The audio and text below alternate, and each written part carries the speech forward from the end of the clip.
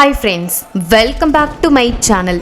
விழுப்புரம் மாவட்டம் கூத்தாண்டவர் கோவிலில் நடக்கும் திருவிழாவில் திருநங்கைகள் அனைவரும் ஒன்று கூடி மணப்பெண் போல் அலங்கரித்துக் கொண்டு அந்த கோவிலின் கடவுள் அரவானை தன் கணவனாக நினைத்து மாங்கல்யம் பெற்றுக் கொள்கிறார்கள்.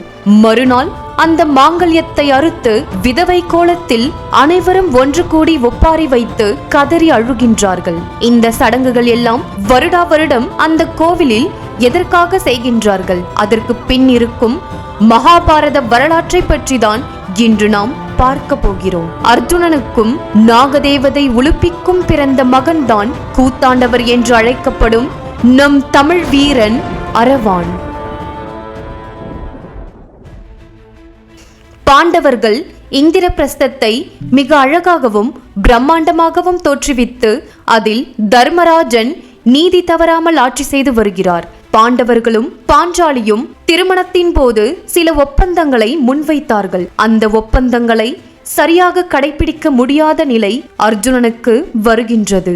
அதனால் அர்ஜுனன் ஓராண்டு காலம் வனவாசம் செல்லும் நிலைமை அர்ஜுனனுக்கு வருகின்றது. இந்திரபிரஸ்தத்தை விட்டு அர்ஜுனன் வனவாசத்திற்கு கிளம்புகின்றான். திரௌபதி கண் கலங்கிக் கொண்டே அர்ஜுனனை பார்த்து நிற்கின்றாள். வனத்திற்கு வந்த அர்ஜுனன் அங்கு ஒரு சிறிய கூடாரம் கட்டி அந்த இடத்தில் வாழ்ந்து வருகிறான். தண்ணீர் அருந்துவதற்காக அங்கிருக்கும் ஒரு நதிக்கரைக்கு அர்ஜுனன் பலமுறை வந்து செல்வான். அந்த நதியின் அடியில்தான் நாகலோகம் இருக்கின்றது. மாவீரன் அர்ஜுனன் இந்த நதிக்கு வருவதை நாகலோக அரசி உலுப்பி அவனுக்கு தெரியாமல் பார்த்து கொண்டே இருப்பாள். அவனது அழகில் மயங்கிய உலுப்பி அவன் மேல் காதல் கொள்கிறாள். அப்படி ஒரு முறைதான் அர்ஜுனன் நீர் அருந்துவதற்காக நதிக்கரைக்கு வந்ததும் நாகக்கண்ணி அவன் முன் தோன்றுகிறாள். அவள் தேவலோக அழகிகளை விட அவ்வளவு அழகாக இருப்பாள். அர்ஜுனனை பிடித்து நீருக்கடியில் அழைத்து வருகிறாள். அர்ஜுனன் அந்த இடத்தை பார்த்து வியந்து பார்க்கிறான்.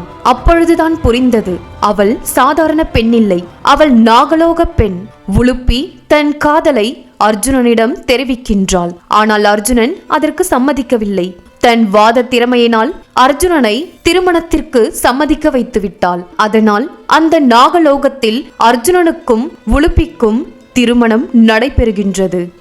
சில நாட்கள் ஆனதும் அர்ஜுனன் அந்த இடத்தை விட்டு வேறு இடத்திற்கு கிளம்புகின்றான். கடைசியாக அர்ஜுனனை பார்த்தபடி உலுப்பி கண்கலங்கி நிற்கின்றாள். ஆனால் நாகலோக பெண் உலுப்பி கர்ப்பம் தரிக்கின்றாள். அவளுக்கு ஒரு ஆண் குழந்தை பிறக்கின்றது. அர்ஜுனனுக்கும் உலுப்பிக்கும் பிறந்த அந்த குழந்தைதான் நம் கதையின் நாயகன் அரவான். அரவான் வளரும் பொழுதே பல பயிற்சிகளை கற்றுக்கொள்கிறான். அர்ஜுனனைப் போலவே வில்வித்தைகளையும் கற்றுக்கொள்கிறான். அவன் தாய் உலுப்பிதான் அவனுக்கு பல கலைகளை கற்றுக் கொடுக்கிறாள். தன் மகனிடம் அர்ஜுனனை பற்றி சொல்லியும் கிருஷ்ணனின் தீவிர பக்தனாகவும் அரவான் நாகலோகத்தில் வளர்ந்து வருகிறான். இங்கு அஸ்தினாபுரத்தில் கௌரவர்கள் பாண்டவர்களை அழைத்து பாஞ்சாலியை அவமானப்படுத்தி குருக்ஷேத்திர யுத்தம் நடக்கவிருக்கின்றது. குருக்ஷேத்திர யுத்தத்திற்காக பாண்டவர்களும் கௌரவர்களும் பல வீரர்களை அவர்களது அணியில் சம பங்காக சேர்த்து கொண்டே வருகின்றார்கள்.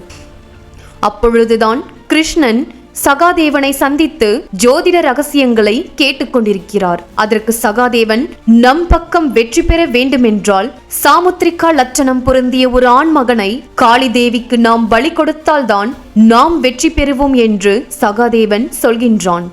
சாமுத்திரிகா லட்சணம் பொருந்தியவர்கள் இரண்டே பேர்தான். ஒருவர் கிருஷ்ணன், மற்றொருவர் அர்ஜுனன். அவர்கள் இருவருமே போருக்கு மிகவும் முக்கியமானவர்கள். யாரை பலி கொடுப்பது என்று பாண்டவர்களும் குழப்பத்தில் இருக்கின்றார்கள். குருக்ஷேத்திர யுத்தம் நடக்கவிருப்பது நாகலோகத்தில் இருக்கும் உலுப்பிக்கும் தெரிய வருகின்றது. மாவீரனாக வளர்ந்து நிற்கும் தன் மகன் அரவானை உலுப்பி அழைக்கின்றாள். உன் தந்தை குருக்ஷேத்திர யுத்தத்தில் கலந்து கொள்ள போகின்றார். தந்தைக்காக நீ அந்த யுத்தத்தில் கலந்து கொள்ள வேண்டும். உன் தந்தை பக்கம் வெல்வதற்காக உன் உயிர் போனாலும் பரவாயில்லை, நீ உடனே செல்ல வேண்டும் என்று உலுப்பி அரவானை யுத்தத்திற்காக அனுப்பி வைக்கின்றாள். நம் தமிழகத்தில் இருந்து அரவான் குருக்ஷேத்திர யுத்தத்திற்காக கிளம்புகின்றார். யுத்தம் நடக்கவிருக்கும் இடத்தில் ஒரு புறம் பாண்டவர்கள் அணியும் மற்றொரு புறம் கௌரவர்கள் அணியும் நின்று கொண்டிருக்கிறார்கள். அரவான் பாண்டவர்கள் புறம் சென்று தன் தந்தையை முதல் முறையாக பார்க்க தேடி வருகின்றான். அந்த நாகலோகத்தில் ஒரு சிறிய பகுதியில்தான் அரவான் வளர்ந்தான். இவ்வளவு பெரிய படைகளை பார்த்து என்னை உள்ளே அனுமதிப்பார்களா என்று தயக்கத்துடன் செல்கின்றான். ஆனால் அவன் தோற்றத்தை கண்டு காவலர்கள் அனைவரும் மண்டியிட்டு அமர்ந்தார்கள். அரவானுக்கு ஒன்றுமே புரியவில்லை. மாவீரன் அர்ஜுனன் வாழ்க என்று ஒருவர் கோஷமிட்டதும் அப்பொழுதுதான் அரவானுக்கு புரிந்தது. தோற்றத்தில் அவன் அர்ஜுனனைப் போல இருக்கின்றான். கூடாரத்தில் உள்ள அர்ஜுனன் வெளியே வந்து தன் மகனை முதன்முறையாக பார்க்கின்றான். அவன் யார் என்பதை அறிந்து கொள்கின்றான். அவனிடம் அர்ஜுனன் சிரித்தபடி பேசாமல் அவன் கோபமாகவே பேசுகின்றான். இங்கிருந்து சென்றுவிடு என்று அவனை அனுப்பி வைக்கவே அர்ஜுனன் கோபமாகின்றான். அந்த இடத்தில் கௌரவர்களும் மற்ற பாண்டவர்களும் வருகின்றார்கள். உனக்கு என்ன திறமை உள்ளது, உன்னிடத்தில் என்ன ஆயுதங்கள் உள்ளது என்று கௌரவர்கள் கேட்கின்றார்கள்.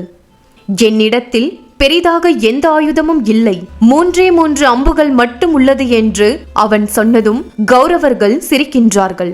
அந்த இடத்தில் கிருஷ்ணன் வந்ததும் அரவான் இந்த யுத்தத்தை நீங்கள் ஒருவர் மட்டும் நின்று எவ்வளவு நாட்களில் முடிப்பீர்கள் என்று கேட்கின்றான். நான் யுத்தத்தில் கலந்து கொள்ளவில்லை என்று கிருஷ்ணன் சொன்னதும் மற்றவர்கள் 30 நாட்களில், 35 நாட்களில், 40 நாட்களில் என்று சொல்கின்றார்கள். கடைசியில் அர்ஜுனனும் கர்ணனும் 25 நாட்களில் தனியாக நின்று யுத்தத்தை முடிப்போம் என்று சொல்கின்றார்கள். அதற்கு அரவான், நான் வெறும் 60 வினாடியில் இந்த யுத்தத்தை முடித்து காட்டுவேன், அது எப்படி முடியும் என கண்ணன் கேட்கின்றார். என் முதல் அம்பில் நான் எதிரிகளை குறிவைப்பேன், 2வது அம்பில் நம் அணியில் இருப்பவர்களை எல்லாம் பாதுகாப்பேன், 3வது அம்பில் எதிர் அணியில் நான் குறிவைத்த அனைவரையும் அழித்து விடுவேன் என்று அரவான் சொன்னதும் கிருஷ்ணர் வியப்பாக பார்க்கின்றார். அரவானை தனியாக ஒரு மரத்தின் அருகே அழைத்துச் சென்று பரிசோதனை செய்கின்றார். நீ சொன்னதை எனக்கு செய்து காட்டு. அந்த மரத்தின் இலைகளில் பல இலைகளை நீ குறிவைக்க வேண்டும். அரவான் முதல் அம்பை வைத்து இலைகளை குறிவைக்கின்றான். குறிவைக்காத இலைகளை எல்லாம் நீ பாதுகாக்க வேண்டும். அரவான் 2வது அம்பை வைத்து குறிவைக்காத இலைகளை எல்லாம் பாதுகாக்கின்றான். இப்பொழுது நீ குறிவைத்த இலைகளை மட்டுமே துளைத்துவிடு என்று அவர் சொன்னதும் அரவான் 3வது அம்பை தயாரிக்கும் நிலையில் கிருஷ்ணன் குறிவைக்கப்பட்ட இலைகளில் ஒரு இலையை எடுத்து தன் காலுக்கடியில் வைத்து மறைத்து விடுகின்றார். அரவான் 3வது அம்பை விட்டதும் குறிவைக்கப்பட்ட இலைகள் அனைத்தையும் துளைத்து விடுகின்றான். அந்த அம்பு நேராக கிருஷ்ணன் காலுக்கடியில் வந்து சுற்றி கொண்டிருக்கிறது. இது ஏன் என் காலை சுற்றுகிறது என்று கிருஷ்ணன் அறியாதது போல் கேட்டதும், குறிவைக்கப்பட்ட ஒரு சில இலைகள் உங்கள் காலுக்கடியில் தெரியாமல் விழுந்திருக்கும், அதை துளைக்கத்தான் இந்த அம்பு உங்கள் காலை சுற்றி வருகிறது என்று அரவான் சொல்வதைக் கண்டு கிருஷ்ணரே ஆச்சரியமடைகின்றார். ஆனால் இவன் குருக்ஷேத்திர யுத்தத்தில் கலந்து கொண்டால் 60 வினாடியில் யுத்தத்தையே முடித்து விடுவான். அதனால் பாண்டவர்களுக்கும் புகழ் கிடைக்காமல் போய்விடும். ஒவ்வொருவருக்கும் நான் இவ்வுலகிற்கு சொல்ல வேண்டிய உபதேசம் கிடைக்காமல் போய்விடும். ஆகையால் கிருஷ்ணன் வேறு ஒரு முடிவெடுத்தார். பாண்டவர்கள் மத்தியில் அரவானை நிற்க வைத்து எனக்காக நீ ஒன்று செய்வாயா என்று கண்ணன் கேட்கின்றார். நான் தங்களின் தீவிர பக்தன், உங்களுக்காக என் உயிரையும் அளிப்பேன் என்று அரவான் சொன்ன அடுத்த நொடியே கிருஷ்ணன் உன் உயிர்தான் வேண்டும் என்று கேட்கின்றார். அதை கேட்ட அர்ஜுனன் நொறுங்கி போகின்றான். இதற்காகத்தான் அவன் தோற்றத்திலேயே இருக்கும் அரவானை அர்ஜுனன் இங்கிருந்து விரட்டி கொண்டே இருந்தான். ஏனென்றால் அர்ஜுனனைப் போலவே சாமுத்திரிகா லட்சணம் பொருந்திய 3வது ஆண்மகன் அரவான் மட்டும்தான். ஆனால் அரவான் சற்றும் யோசிக்காமல் அதற்கு சம்மதிக்கின்றான். அரவான் கிருஷ்ணனிடம், எனக்கு 3 ஆசைகள் உள்ளது, அவற்றை தாங்கள் தான் நிறைவேற்ற வேண்டும். முதல் ஆசை, என் இழப்பு யார் கைகளாலும் நடக்கக்கூடாது, என் தலையை நானே வெட்டி கொண்டு சாக வேண்டும். 2வது ஆசை, எங்கள் குலவழக்கம் படி திருமணமாகாத ஆண்களை களபலி கொடுக்கவே கூடாது. ஆகையால் எனக்கு திருமணம் நடக்க வேண்டும். நான் இறந்த பிறகு எனக்காக கண்ணீர் சிந்த என் மனைவி வேண்டும். 3வது ஆசை, நான் குருக்ஷேத்திர யுத்தத்தில் கலந்து கொள்ள மிகுந்த ஆசையோடு வந்தேன். ஆனால் என்னால் கலந்து கொள்ள முடியவில்லை. போர் முடியும் வரை போரில் நடக்கும் அனைத்தையும் என் கண்ணால் நான் காண வேண்டும். அதற்காக என் தலைக்கு மட்டும் உயிர் கொடுத்து போர் நடக்கும் இடத்தில் உயரத்தில் வைத்து விடுங்கள் என்று அரவான் கிருஷ்ணரிடம் கேட்கின்றான். உன் ஆசைகள் அனைத்தும் நிறைவேறும் என்று வாக்களிக்கின்றார். மறுநாள் குருக்ஷேத்திர யுத்தம் ஆரம்பம். ஆனால் மறுநாள் களபலி கொடுப்பவனுக்கு யார் பெண் கொடுப்பார்கள்? அதற்காக கிருஷ்ணரே மோகினி அவதாரம் எடுத்து அரவானை திருமணம் செய்து கொள்கிறார். அரவானுக்கும் மோகினிக்கும் திருமணம் நடைபெறுகின்றது. மறுநாள் குருக்ஷேத்திர யுத்தம் ஆரம்பம். பாண்டவர்கள் மத்தியில் அரவான் காளி தேவிக்கு முன் நின்று தன் தலையை தானே பலி கொடுத்து பாண்டவர்கள் சார்பில் களபலி நடக்கின்றது. போர் நடக்கும் முன் கிருஷ்ணன் அரவானின் விழுந்த அந்த தலைக்கு தன் சக்தியின் மூலம் உயிர் கொடுத்து ஒரு மலை உச்சியின் மேல் வைத்து விடுகின்றார். அரவான் இறந்த பிறகு அரவானின் மனைவி மோகினி அரவானுக்காக கதறி அழுகின்றாள். அந்த 18 நாட்களும் அரவானின் தலை உயரத்தில் இருந்து கொண்டு முழு யுத்தத்தையும் பார்த்து கொண்டிருக்கிறார். பாண்டவர்கள் வெற்றி பெற்றார்கள். இறந்தும் குருக்ஷேத்திர யுத்தத்தை 18 நாட்களும் பார்த்தவர்தான் கூத்தாண்டவர் என்று அழைக்கப்படும் இந்த அரவான். மகாபாரதத்தில் வரும் இந்த வரலாறுதான் கூத்தாண்டவர் கோவிலில் இன்றளவும் வருடா வருடம் திருவிழாவாக நடத்தப்பட்டு வருகின்றது.